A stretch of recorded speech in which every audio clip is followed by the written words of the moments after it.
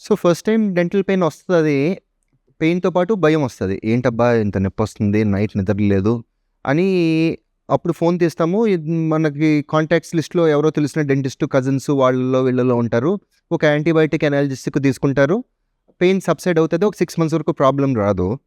So, next time ఒక 6 months తర్వాత phoenix abscess అంటాం. Recurrent exaggeration of a chronic lesion. మళ్ళీ పెయిన్ వస్తది. అప్పుడు ఎవరికీ ఫోన్ చేయక్కర్లేదు. మనకి టాబ్లెట్స్ తెలుసు కదా! మనమే డాక్టర్‌లం. సో, మనం వెళ్ళిపోయి టాబ్లెట్ తీసేసుకుంటాం. ఆ స్టేజ్‌కొచ్చేటప్పటికి పన్ను కంప్లీట్‌గా డ్యామేజ్ అయి ఉంటది. ఇంతకుముందు మనం ఒక వీడియోలో చెప్పుకున్నట్టు రూట్ కెనాల్ ప్రాసెస్ కూడా చేయటం కుదరదు. సో, అప్పుడు అటే మనం సెల్ఫ్ మెడికేషన్ తీసుకుంటాం. ఫస్ట్ టైమ్ ఎవరినో అడిగాము, చెప్పారు.